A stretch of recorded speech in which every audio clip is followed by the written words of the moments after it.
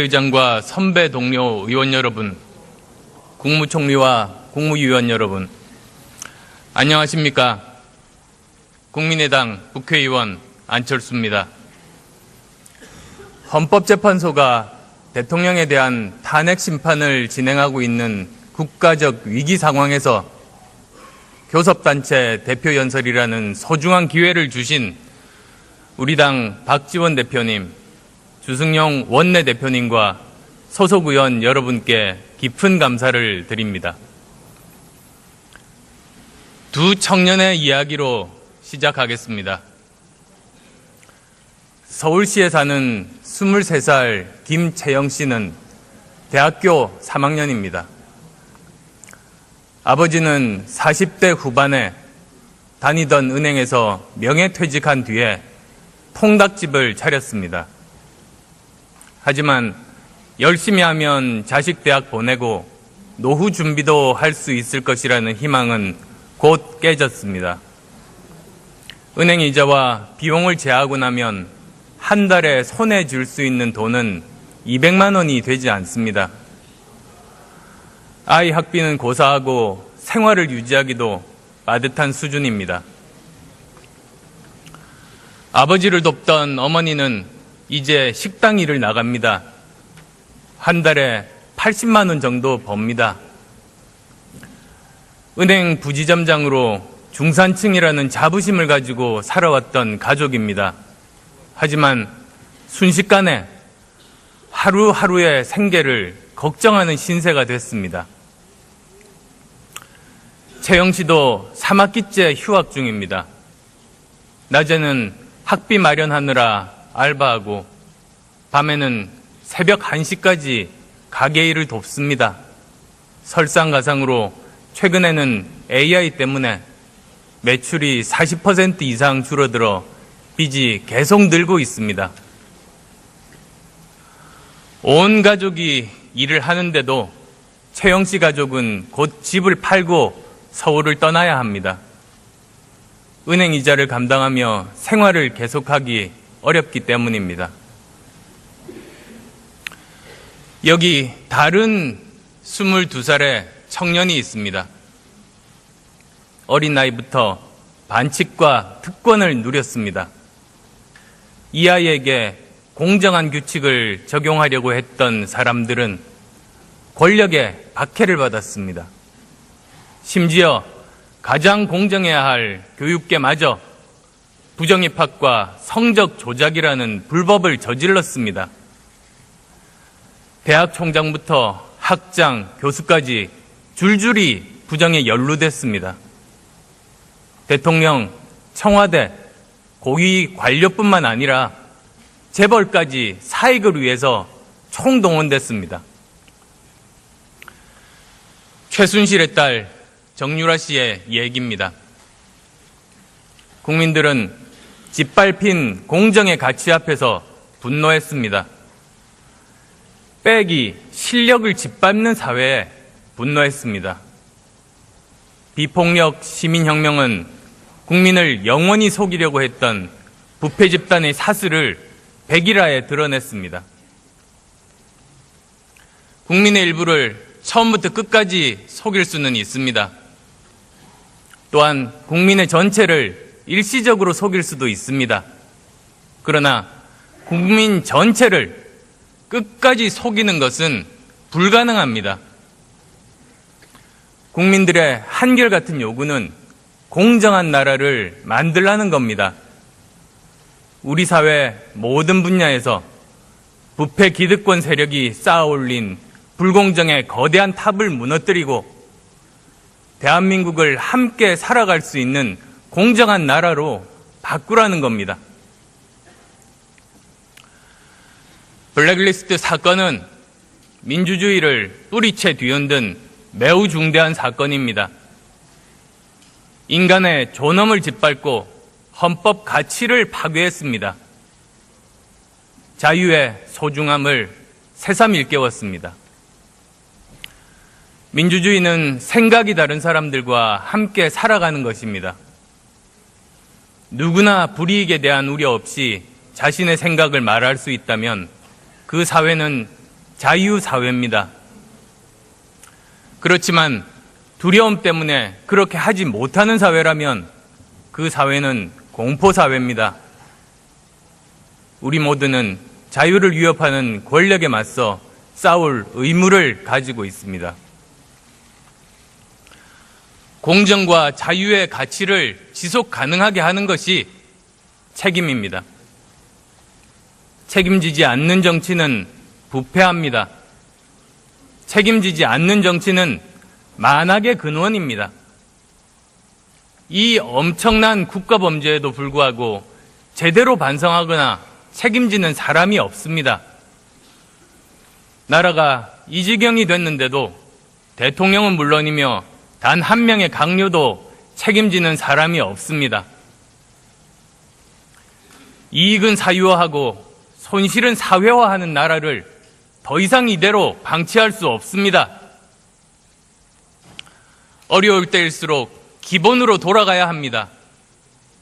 무너진 공정, 자유, 책임의 가치를 다시 바로 세워야 합니다. 나라 곳곳에 공정, 자유, 책임의 가치가 뿌리 내리도록 해야 합니다. 그래야 구체제를 청산할 수 있고 미래로 나아갈 수 있습니다. 우리는 5대 절벽의 낭떠러지 앞에 서 있습니다. 먼저 수출 절벽입니다. 58년 만에 처음으로 2년 연속 수출이 감소했습니다. 세계적인 경기 침체, 보호무역 추세와 맞물리면서 올해도 낙관할 수 없습니다. 다음으로 내수절벽입니다. 작년 말로 가계부채는 1,300조 원을 돌파했습니다. GDP 대비 OECD 국가 최고 수준입니다. 빚이 많으니 소비 여력이 없는 것은 너무나도 당연합니다. 전세가 월세로 바뀌면서 특히 아파트 앞 상가들이 직격탄을 맞고 있습니다. 일자리 절벽은 심각합니다. 특히 청년 실업률은 작년 9.8%로 사상 최고 수준입니다. 특히 여기에는 일자리를 찾다 지쳐서 포기한 청년이나 불과 몇 시간 정도의 아르바이트를 하는 청년은 실업자로 포함되지 않습니다. 체감 청년 실업률은 34%로 3명 중 1명이 사실상 실업 상태라는 발표도 있습니다. 인구 절벽은 올해부터 시작입니다. 15세부터 64세 인구, 즉 생산 가능 인구는 올해부터 감소하기 시작합니다. 생산 가능 인구는 가장 활동적이며 가장 많은 보수를 받고 가장 많은 소비를 하는 경제활동의 주체입니다. 일본의 경우에 생산 가능 인구 감소와 더불어서 주요 경제 지표들이 감소로 돌아서면서 20년 장기 불황이 이어졌습니다. 우리도 올해부터 경제의 주축이 되는 사람 수가 줄어드는 겁니다. 외교 절벽도 우리 앞에 놓여 있습니다. 트럼프 대통령 취임과 함께 우리나라는 미, 중, 일, 러의 4대 강국 간 급변하는 역학관계의 한가운데 놓여 있게 됩니다. 역사상 우리를 둘러싼 강대국들 간의 역학관계가 바뀔 때 한반도에는 항상 위기가 찾아왔습니다. 안보 위협과 동시에 보호무역주의로 인한 경제적인 위협에 대해서 동시에 대비해야만 합니다. 이러한 5대 절벽이라는 낭떠러지에 서 있는 가운데 4차 산업혁명이라는 거대한 변화의 물결이 닥치고 있습니다. 영화 인터스텔라를 보면 물로 뒤덮인 행성이 나옵니다. 무릎 정도 얕은 물이 잔잔하고 평화롭게 느껴집니다. 그러나 뒤를 돌아보니 에베레스트 산만큼 거대한 파도가 서서히 다가서고 있습니다. 지금 우리가 처해 있는 상황을 상징적으로 보여주는 장면이 아닌가 합니다. 우리는 이러한 5대 절벽과 4차 산업혁명의 거대한 물결을 동시에 헤치고 나가야만 하는 절체절명의 상황에 처해 있습니다. 우리가 이렇게 어려운 상황에 처하게 된 것의 가장 큰 책임은 정치에 있습니다. 집중화되고 패권화된 권력에 그 책임이 있습니다. 국가적인 위기 상황 앞에서 지금부터라도 정치가 이 문제들을 풀어가야 합니다. 존경하는 국민 여러분, 선배 동료 의원 여러분, 2월 국회는 국민께서 만들어주신 개혁의 골든타임입니다. 원인도 알고 해결책도 있지만 기득권 세력의 방해로 처리하지 못했던 개혁 법안들이 있습니다. 지금이 그런 개혁 법안들을 해결할 최적기입니다. 180명의 의원들만 뜻을 모은다면 통과시키지 못할 법은 없습니다. 지금 해야 합니다. 대선 후로 미루면 늦습니다. 그때는 또 새로운 기득권이 개혁 법안을 반대하고 나설 겁니다. 부모가 아이들에게 하는 이야기가 있습니다. 오늘 할 일을 내일로 미루지 말라는 겁니다. 지금 국민께서 국회에 요구하십니다. 오늘 할 수 있는 개혁을 내일로 미루지 말라는 겁니다. 국민들은 지금 당장 행동으로 개혁하자는 세력과 나중에 하자는 세력이 누구인지 알게 될 것입니다. 누가 개혁 세력인지, 누가 수구 세력인지 기억할 겁니다. 선배 동료 의원 여러분께 간곡하게 호소드립니다. 2월 국회를 개혁국회로 만듭시다. 검찰개혁으로 고위공직자 비리수사처 설치 법안, 경제개혁으로 상법과 공정거래법 개정안, 4차 산업혁명 관련 법안, 정치개혁으로 18세 선거권 부여와 대통령 선거 결선 투표제 도입 등 주요 개혁 법안을 통과시킵시다. 강력한 개혁의 예고편으로 국민께 희망을 선물합시다. 대선 결선 투표제는 다음에 3가지 점에서 필요합니다. 먼저 다음 대통령은 수많은 개혁 과제를 해결해야 합니다. 결선 투표를 거쳐서 과반 이상의 국민의 선택을 받아야 안정적으로 개혁을 추진할 수 있습니다. 또한 다음 대선은 60일 이내에 치러져야 하기 때문에 사상 최악의 네거티브 선거가 될 거라는 우려가 많습니다. 결선 투표가 도입되면 네거티브 선거로 2등 내에 들 수는 있어도 적을 많이 만들어서 1등은 하기 힘들게 됩니다. 따라서 네거티브 선거를 최소화할 수 있습니다. 그 밖에도 연대 시나리오는 사라지고 정책 선거에 집중할 수 있습니다. 모든 정당이 완주하면서 자신의 정책으로 유권자의 평가를 받게 됩니다. 정치인에 의한 연대가 아니라 국민에 의한 연대, 결과를 위한 연대가 아닌 결과에 의한 연대가 만들어질 수 있습니다. 이러한 장점에 동의하면서도 위헌의 가능성이 있다고 시도조차 하지 않는 것은 잘못된 겁니다. 국회에서 통과시킨 후 헌재에 해석을 의뢰할 것을 제안합니다. 존경하는 국민 여러분, 미래는 이미 우리 곁에 와 있습니다. 다만 널리 퍼져 있지 않을 뿐입니다. 4차 산업혁명은 이미 우리 곁에 와 있습니다. 작년 알파고와 이세돌 구단의 대국은 우리에게 그것을 깨닫게 해준 사건입니다. 4차 산업혁명은 그 규모와 범위와 속도에서 예상치 못할 정도로 우리의 삶을 완전히 바꿔놓을 겁니다.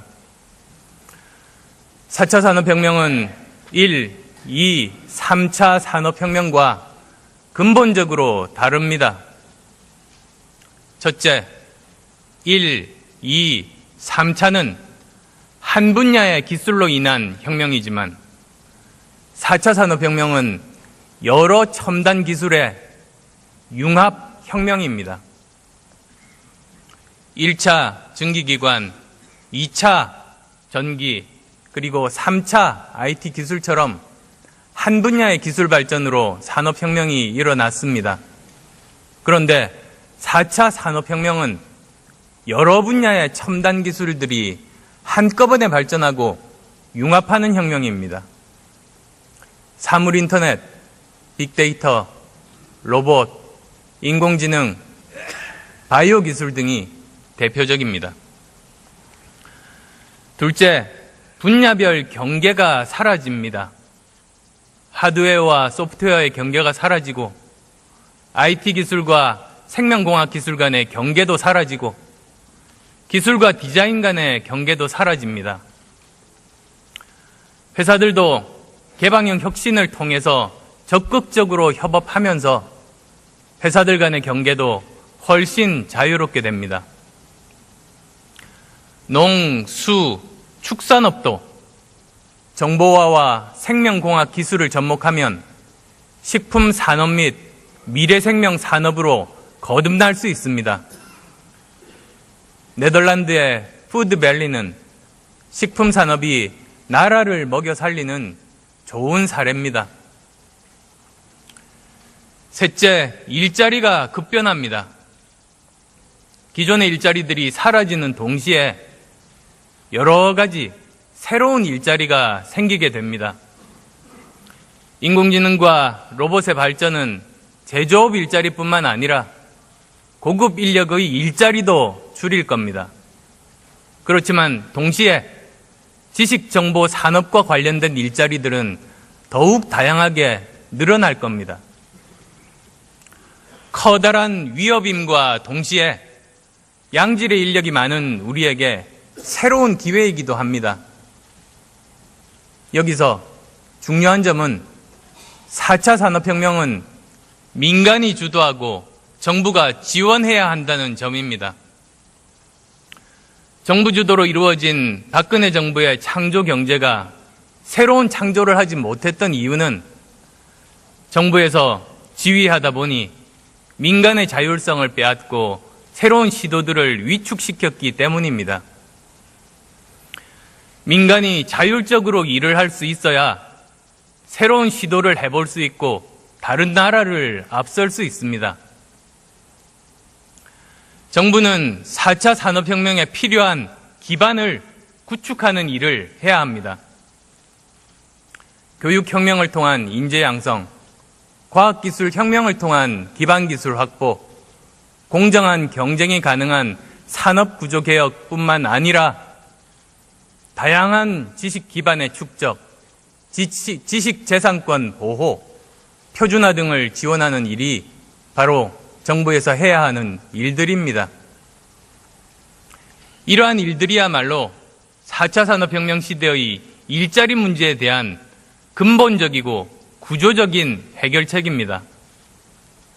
정부와 민간이 4차 산업혁명 시대에 걸맞는 협력 체제를 구축한다면 우리는 반드시 성공할 수 있다고 확신합니다. 이 중에서 교육혁명, 과학기술혁명, 산업구조개혁에 대해서 먼저 말씀드리겠습니다. 대한민국은 교육을 통해서 기적을 만들어 온 나라입니다. 다행히 대한민국의 교육열은 세계 어느 나라보다도 강합니다. 그러나 이제 낡은 교육 시스템은 한계에 부딪혔습니다. 일제강점기 때부터 큰 변화 없이 이어져 온 산업화 시대의 교육 시스템으로는 미래를 대비할 수 없습니다. 4차 산업시대 준비의 핵심은 교육입니다. 교육 분야의 혁명적 대변화로 새로운 기회의 땅을 개척해야 세계의 어느 나라들보다 앞서서 미래 먹거리, 미래 일자리를 만들 수 있습니다. 저는 지난해 교문위 국정감사를 통해서 교육혁명의 3대 개혁 방향을 제시한 바 있습니다. 첫째, 교육부를 폐지하고 국가교육위원회와 교육지원처로 재편하겠습니다. 지금의 교육부 체제는 장관이 바뀌고 정권이 바뀔 때마다 교육정책이 바뀌고 학교의 자율성을 빼앗아서 창의교육을 막고 있습니다. 국가교육위원회에서는 교사, 학부모, 여야 정치권 등 모든 이해관계자들이 참여해서 매년 향후 10년 계획을 합의합니다. 이를 통해서 정권이 바뀌더라도 교육정책의 일관성이 유지될 수 있도록 하겠습니다. 교육지원처는 국가교육위원회에서 결정한 정책을 충실하게 지원하도록 하겠습니다. 둘째, 초중고 및 대학교 교육을 창의교육으로 전환하겠습니다. 셋째, 평생교육을 대폭 강화해서 중장년층에 대한 교육도 국가에서 책임지도록 하겠습니다. 이와 함께 오늘은 더 근본적인 변화에 대해서 말씀드리려고 합니다. 현재의 만 6세부터 시작하는 초등 6년, 중등 3년, 고등 3년의 학제를 전면 개편할 것을 제안합니다. 4차 산업혁명 시대를 살아가기 위한 창의 교육이 가능하게 하고 대학 입시로 왜곡된 보통 교육을 정상화시키고 사교육을 혁명적으로 줄이기 위함입니다. 제가 제안하는 학제 개편안은 만 3세부터 시작합니다. 유치원 2년, 초등학교 5년, 중학교 5년, 진로 탐색학교 또는 직업학교 2년, 대학교 4년 또는 직장으로 이어지는 혁신적인 안입니다. 이해를 돕기 위해서 학제가 개편된 뒤에 예를 들어서 설명드리도록 하겠습니다. 여기 한 아이가 있습니다. 이 아이는 만 3살이 되면 유치원에 입학합니다. 초등학교에 입학하기 전 2년 동안 보육과 더불어 유아교육을 받습니다. 의무교육이기 때문에 비용은 국가가 지불합니다. 만 5살이 된 아이는 초등학교에 들어가 5년을 보냅니다. 과거에 유치원 1년과 초등학교 4년을 합친 기간입니다. 학교에서 아이는 기초적인 자질 함량과 자아의 실현을 위한 기초 능력을 함양합니다. 즉, 인성, 창의력, 자기주도력, 주위 사람들과 협력하는 능력, 실패로부터 학습하는 능력 등을 배웁니다. 초등학교를 졸업한 이 아이는 만 10살에 중학교에 들어가 5년을 보냅니다. 과거에 초등 5, 6년과 중학교 3년을 합친 기간입니다. 아이는 5년간 시민으로서의 자질 함량과 자아의 성장을 위한 심화된 교육 과정을 이수하게 됩니다. 자신의 삶에서 선택의 기회를 스스로 어떻게 넓혀갈지 고민하면서 자신의 가능성과 재능을 발견해 나갑니다. 이렇게 만 15세가 되면 아이는 대한민국의 시민으로서 지녀야 할 자질을 키우는 보통교육을 전부 이수하게 됩니다. 그리고 지금까지의 모든 과정은 의무교육이며 비용은 국가가 부담합니다. 중학교를 졸업한 아이는 이제 선택을 해야 합니다. 진로 탐색학교에 진학해서 2년간 학점을 쌓고 대학으로 진학할 것인지, 아니면 직업학교로 진학해서 일찌감치 직업훈련을 받고 직장에 다닐 것인지를 선택하게 됩니다. 어느 길을 선택한다고 하더라도 성적순이 아니라 학점 이수 제도이기 때문에 아이는 별도로 학원을 다니거나 과외를 받을 필요는 없습니다. 진로 탐색학교를 졸업하면 자격고사인 대학 수학능력 시험을 통과하고 학생 생활 기록부를 제출하면 면접을 통해서 대학에 입학하게 됩니다. 직업학교를 졸업한 아이도 산업체에서 일정 기간 일하면 대학 수학능력 시험을 대신해서 대학에 진학할 수 있는 자격이 주어집니다. 본인이 원하면 쉽게 대학에 진학할 수 있습니다.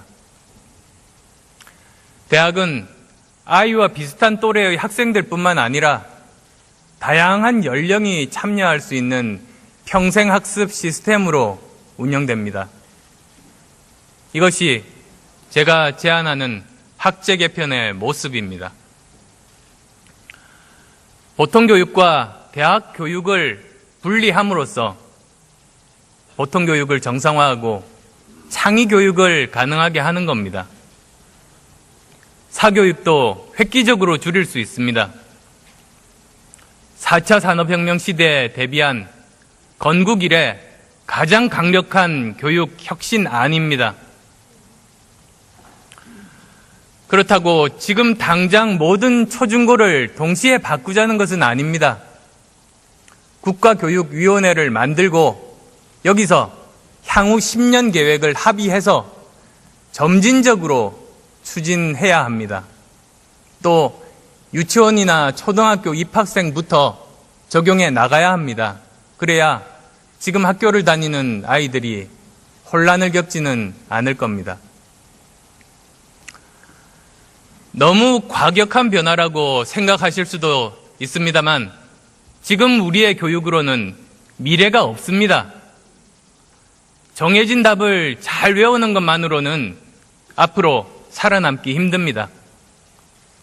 창의적으로 사고하면서 인성을 배우고 타인과 협력하여 함께 문제를 해결하는 능력을 가르치는 것이 미래 교육의 핵심입니다.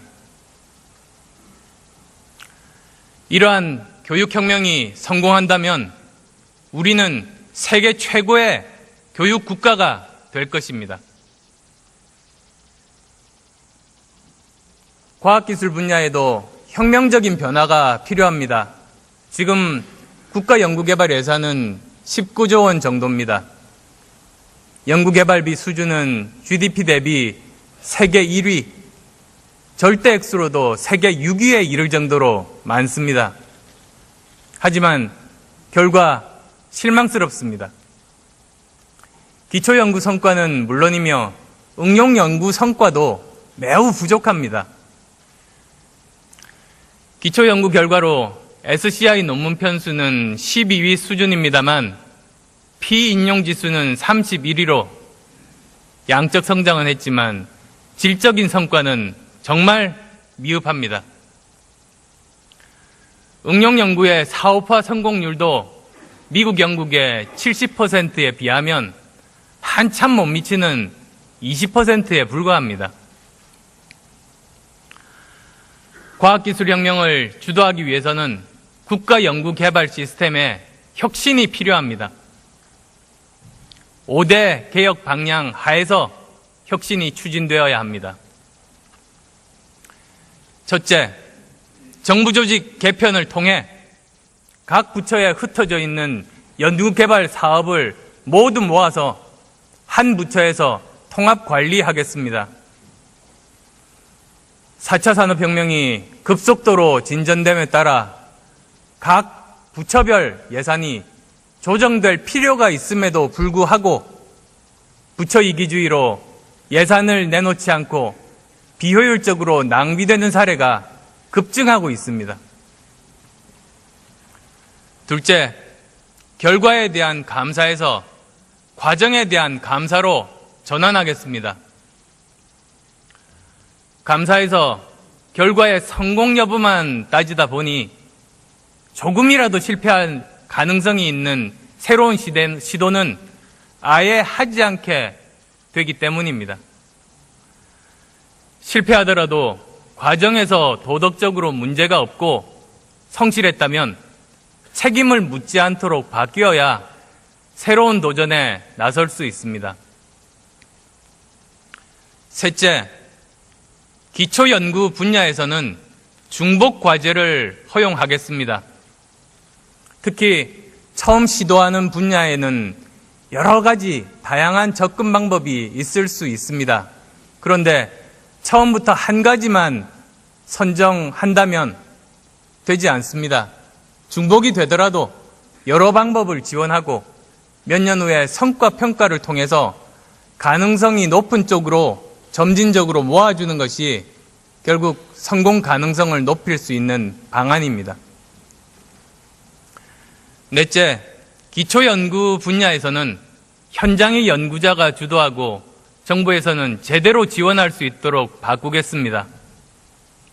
다섯째, 응용연구 분야에서도 관주도가 아니라 산업계, 특히 중소기업, 벤처기업의 제안을 지원하는 쪽으로 바꾸겠습니다. 그 결과로 우리는 세계적인 과학기술 국가가 될 것임을 확신합니다. 박근혜 정부의 창조경제는 금융정책을 통해 창업기업의 수를 늘리는 데 주안점을 두었습니다. 그러나 다음 정부는 창업기업의 성공 확률을 높이고 실패하더라도 성실 실패에 대해서는 재도전 기회를 부여하는 산업정책으로 방향을 전환해야 합니다. 중소기업들의 성공 확률이 낮은 이유는 불공정한 시장 때문입니다. 빼기 실력을 이기는 세상에서는 아무리 노력해도 소용없으니 희망을 가지지 않고 도전하지 않게 됩니다. 경제는 활력을 잃고 성장하지 않고 일자리도 만들어지지 않습니다. 이런 불공정한 경쟁 구조가 바뀌어야 합니다. 실력이 백을 이기는 세상이 되어야 실력만으로 성공할 수 있어야 희망을 가지고 도전하게 되고 경제는 활력을 찾고 성장하고 일자리가 만들어지게 됩니다. 공정과 경제 성장은 따로 떨어진 것이 아닙니다. 공정한 경쟁이 가능해야 경제도 제대로 성장할 수 있습니다.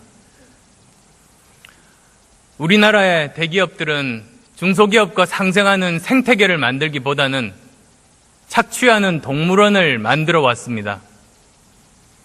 성장 가능성이 있는 중소기업과 독점 계약을 맺고 부가가치를 인정하기는커녕 인건비 수준의 대금만 지급하면서 착취해 왔습니다. 공정거래위원회 개혁을 통해 이렇게 잘못된 관행을 바로잡겠습니다. 공정거래위원회의 권한을 강화하는 대신에 모든 결정 과정을 투명하게 공개하고 전관예우는 현관 배임으로 처벌해야 합니다. 그래서 경제검찰로 거듭나게 해야 합니다. 실패한 기업가들도 도덕적으로 문제가 없는 성실 실패에 대해서는 재도전 기회를 주겠습니다.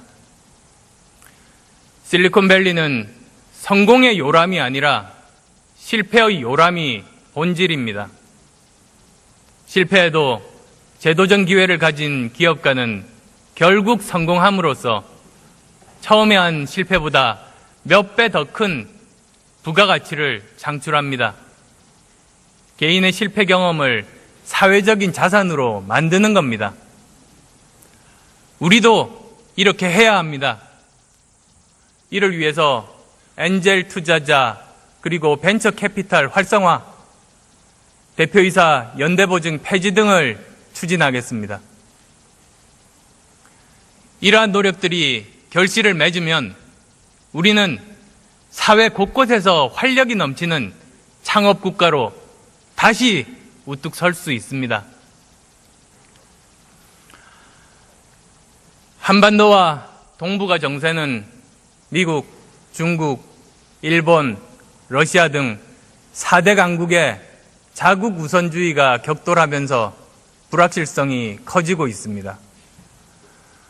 북한은 유엔 안보리 제재에도 불구하고 핵과 미사일 등 대량 살상 무기를 고도화하면서 한반도 평화를 위협하고 있습니다. 이런 가운데 대내적으로 국정 혼란까지 겪고 있어서 안보가 엄중한 위기에 처해 있습니다. 국가 안보란 국가의 근본과 국익을 지키는 최후의 보루입니다. 전쟁과 국지 도발을 원천적으로 억제하며 상대방의 전쟁 의지 자체를 무력화시키는 국가 안보여야 합니다. 최전선에서 국가 안보를 지키는 우리 아들, 딸들의 생명 가치를 최우선으로 생각하고 실현하는 국가 안보여야 합니다. 대형 재해와 재난은 물론 해외에서의 사고와 테러 위험에 빠진 우리 국민 한 사람 한 사람의 생명과 안전을 최우선으로 생각하고 봉사하는 국가 안보여야 합니다. 오늘날 우리의 국력은 세계가 부러워하는 수준으로 성장했습니다. 비록 안보 상황이 유동적이고 불확실하지만 국력을 바탕으로 할 수 있다는 자강 의지를 가지고 실천한다면 어떤 도전도 극복할 수 있습니다. 저는 굳건한 한미동맹의 공동 이익과 가치를 공유하고 더욱 발전시킨 가운데 우리 스스로 힘을 길러 안보를 남에게 의존하지 않고 개척해 나가는 자강 안보를 강력하게 추진하겠습니다. 먼저 국가 안보를 근본적으로 파괴하는 국방비리, 방산비리를 근절하겠습니다. 국민 세금을 갈취해서 국민의 생명과 안전을 위협하는 국방비리 사범에 대해서는 그것이 완전히 근절될 수 있을 만큼 강력한 조치를 취하겠습니다. 국방청령법 제정과 무기체계 획득 시스템의 재설계 등을 통해서 방산 관련 부정부패를 근절하겠습니다. 한미동맹을 바탕으로 스마트한 강군을 육성하여 확실한 대북 우위 군사력을 유지하고 동북아 안보 환경 변화에도 능동적으로 대처해 나가겠습니다.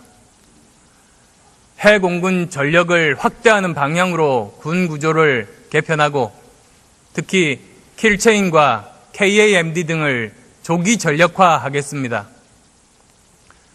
4차 산업혁명 시대 국방연구개발에 집중 투자하고 산업화와도 연계하겠습니다. 국방비리 근절과 국방예산의 효율적인 집행의 전제하에 위에 열거한 첨단 국방력 건설을 위해서 필요한 국방비도 증액하겠습니다. 강력한 자강 안보를 통해서 한반도에서 전쟁 위험을 억제하고 국제사회와의 협력을 통해서 한반도 비핵화와 평화 체제를 구축하여 평화로운 한반도를 만들어 나가겠습니다.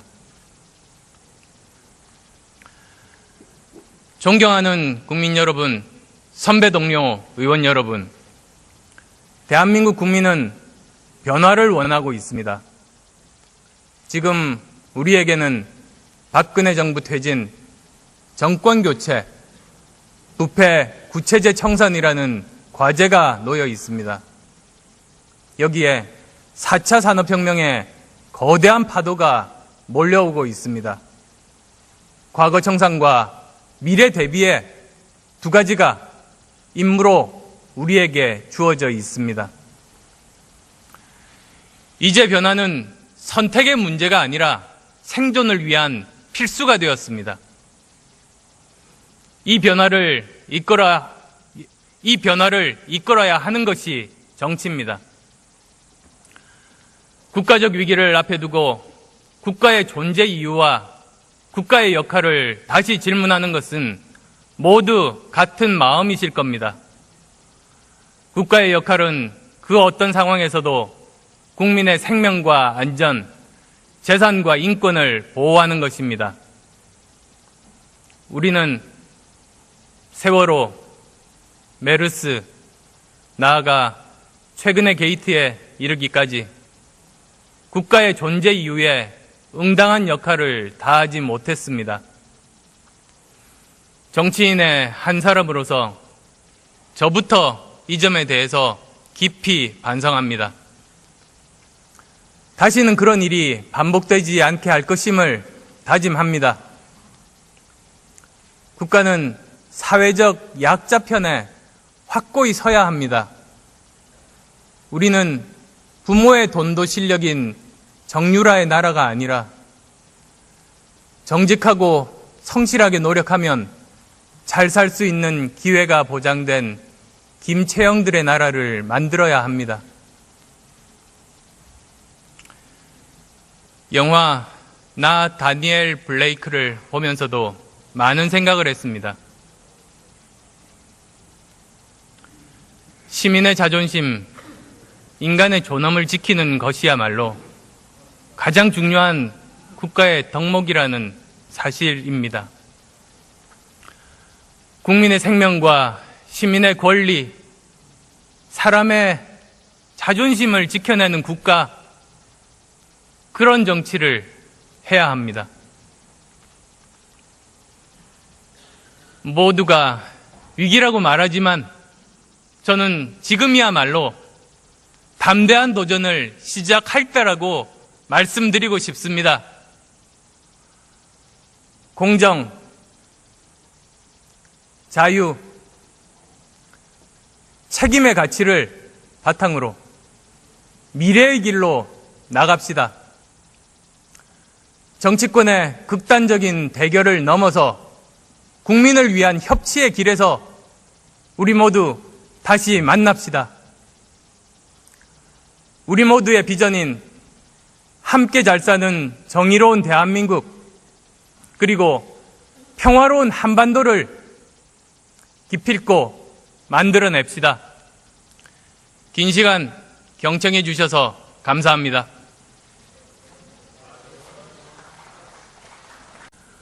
그 밖에도 연대 시나리오는 사라지고 정책 선거에 집중할 수 있습니다. 모든 정당이 완주하면서 자신의 정책으로 유권자의 평가를 받게 됩니다. 정치인에 의한 연대가 아니라 국민에 의한 연대, 결과를 위한 연대가 아닌 결과에 의한 연대가 만들어질 수 있습니다. 이러한 장점에 동의하면서도 위헌의 가능성이 있다고 시도조차 하지 않는 것은 잘못된 겁니다. 국회에서 통과시킨 후 헌재에 해석을 의뢰할 것을 제안합니다.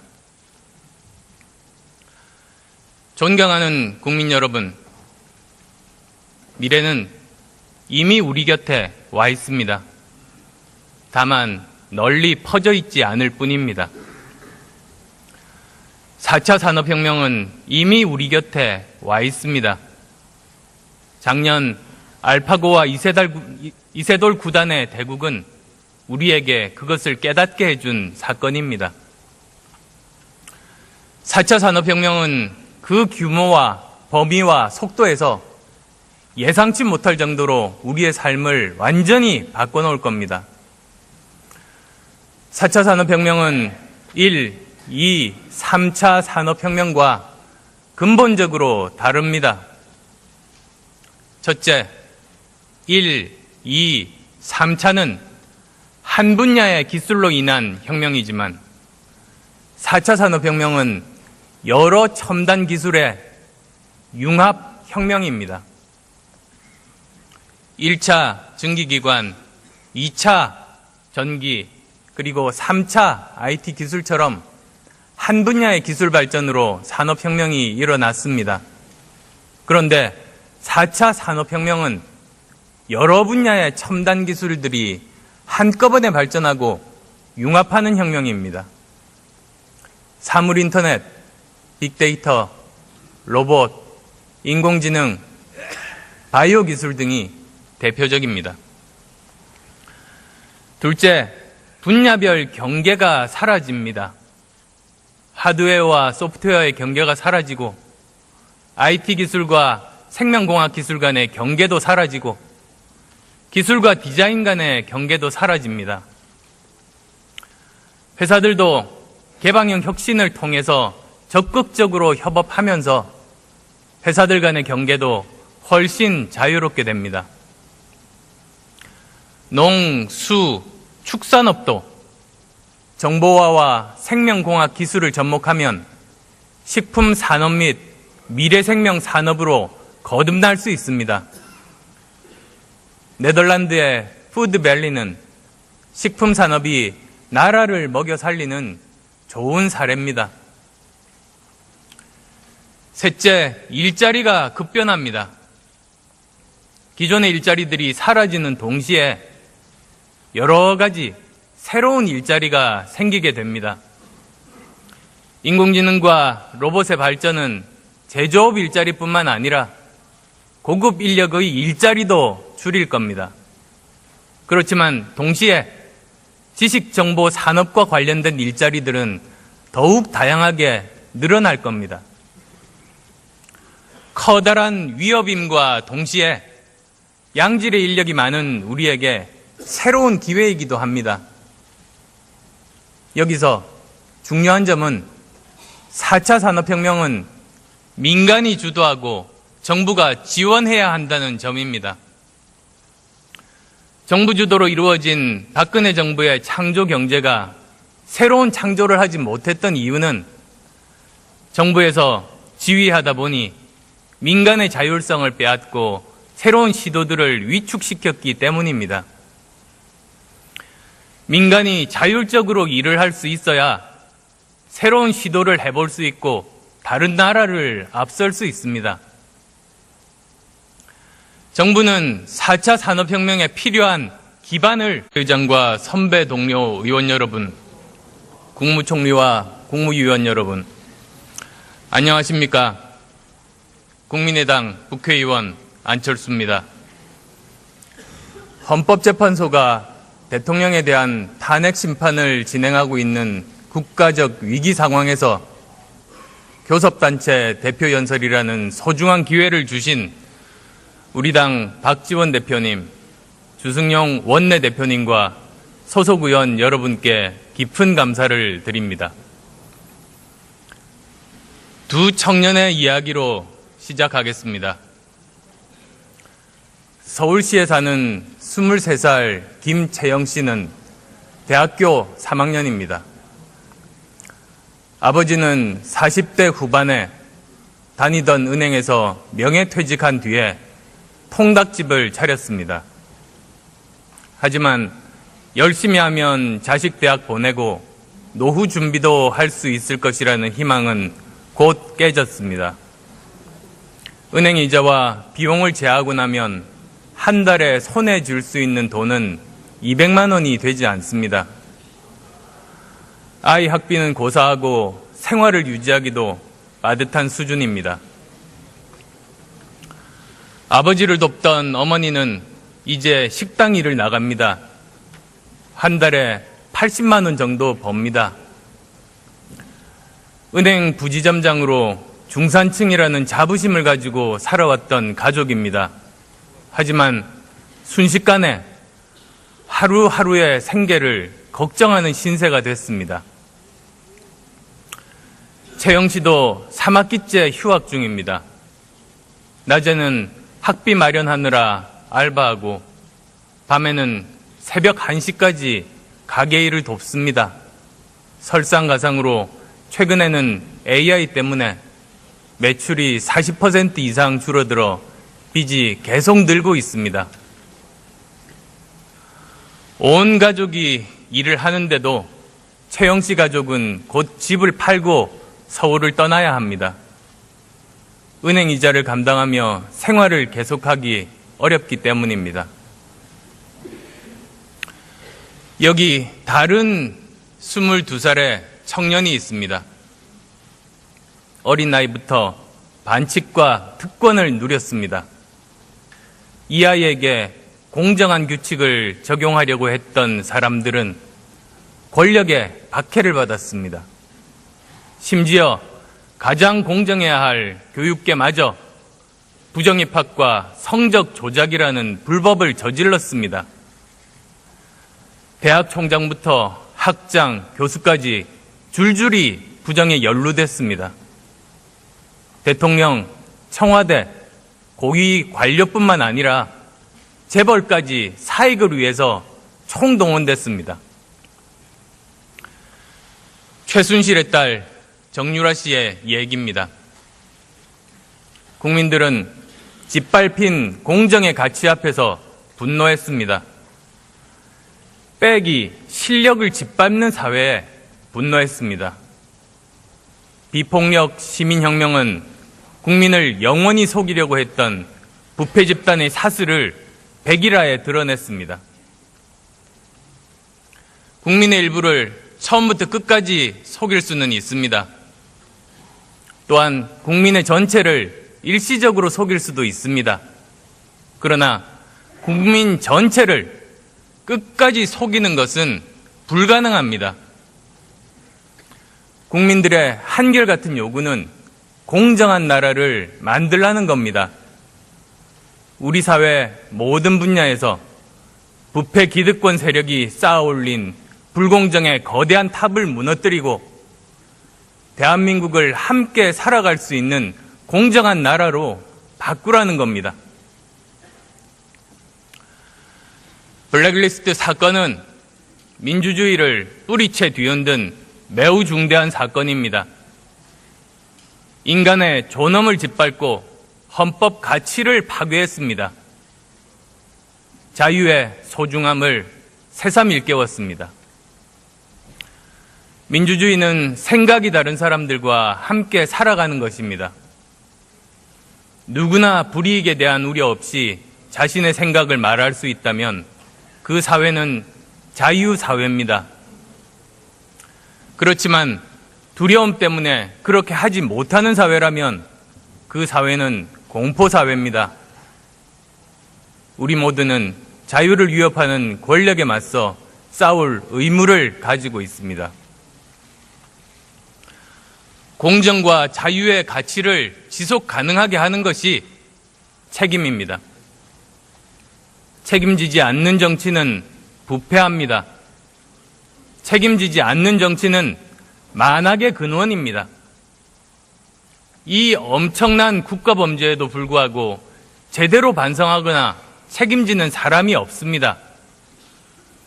나라가 이 지경이 됐는데도 대통령은 물론이며 단 한 명의 강요도 책임지는 사람이 없습니다. 이익은 사유화하고 손실은 사회화하는 나라를 더 이상 이대로 방치할 수 없습니다. 어려울 때일수록 기본으로 돌아가야 합니다. 무너진 공정, 자유, 책임의 가치를 다시 바로 세워야 합니다. 나라 곳곳에 공정, 자유, 책임의 가치가 뿌리 내리도록 해야 합니다. 그래야 구체제를 청산할 수 있고 미래로 나아갈 수 있습니다. 우리는 5대 절벽의 낭떠러지 앞에 서 있습니다. 먼저 수출 절벽입니다. 58년 만에 처음으로 2년 연속 수출이 감소했습니다. 세계적인 경기 침체, 보호무역 추세와 맞물리면서 올해도 낙관할 수 없습니다. 다음으로 내수절벽입니다. 작년 말로 가계부채는 1,300조 원을 돌파했습니다. GDP 대비 OECD 국가 최고 수준입니다. 빚이 많으니 소비 여력이 없는 것은 너무나도 당연합니다. 전세가 월세로 바뀌면서 특히 아파트 앞 상가들이 직격탄을 맞고 있습니다. 일자리 절벽은 심각합니다. 특히 청년 실업률은 작년 9.8%로 사상 최고 수준입니다. 특히 여기에는 일자리를 찾다 지쳐서 포기한 청년이나 불과 몇 시간 정도의 아르바이트를 하는 청년은 실업자로 포함되지 않습니다. 체감 청년 실업률은 34%로 3명 중 1명이 사실상 실업 상태라는 발표도 있습니다. 인구 절벽은 올해부터 시작입니다. 15세부터 64세 인구, 즉 생산 가능 인구는 올해부터 감소하기 시작합니다. 생산 가능 인구는 가장 활동적이며 가장 많은 보수를 받고 가장 많은 소비를 하는 경제활동의 주체입니다. 일본의 경우에 생산 가능 인구 감소와 더불어서 주요 경제 지표들이 감소로 돌아서면서 20년 장기 불황이 이어졌습니다. 우리도 올해부터 경제의 주축이 되는 사람 수가 줄어드는 겁니다. 외교 절벽도 우리 앞에 놓여 있습니다. 트럼프 대통령 취임과 함께 우리나라는 미, 중, 일, 러의 4대 강국 간 급변하는 역학관계의 한가운데 놓여 있게 됩니다. 역사상 우리를 둘러싼 강대국들 간의 역학관계가 바뀔 때 한반도에는 항상 위기가 찾아왔습니다. 안보 위협과 동시에 보호무역주의로 인한 경제적인 위협에 대해서 동시에 대비해야만 합니다. 이러한 5대 절벽이라는 낭떠러지에 서 있는 가운데 4차 산업혁명이라는 거대한 변화의 물결이 닥치고 있습니다. 영화 인터스텔라를 보면 물로 뒤덮인 행성이 나옵니다. 무릎 정도 얕은 물이 잔잔하고 평화롭게 느껴집니다. 그러나 뒤를 돌아보니 에베레스트 산만큼 거대한 파도가 서서히 다가서고 있습니다. 지금 우리가 처해 있는 상황을 상징적으로 보여주는 장면이 아닌가 합니다. 우리는 이러한 5대 절벽과 4차 산업혁명의 거대한 물결을 동시에 헤치고 나가야만 하는 절체절명의 상황에 처해 있습니다. 우리가 이렇게 어려운 상황에 처하게 된 것의 가장 큰 책임은 정치에 있습니다. 집중화되고 패권화된 권력에 그 책임이 있습니다. 국가적인 위기 상황 앞에서 지금부터라도 정치가 이 문제들을 풀어가야 합니다. 존경하는 국민 여러분, 선배 동료 의원 여러분, 2월 국회는 국민께서 만들어주신 개혁의 골든타임입니다. 원인도 알고 해결책도 있지만 기득권 세력의 방해로 처리하지 못했던 개혁 법안들이 있습니다. 지금이 그런 개혁 법안들을 해결할 최적기입니다. 180명의 의원들만 뜻을 모은다면 통과시키지 못할 법은 없습니다. 지금 해야 합니다. 대선 후로 미루면 늦습니다. 그때는 또 새로운 기득권이 개혁 법안을 반대하고 나설 겁니다. 부모가 아이들에게 하는 이야기가 있습니다. 오늘 할 일을 내일로 미루지 말라는 겁니다.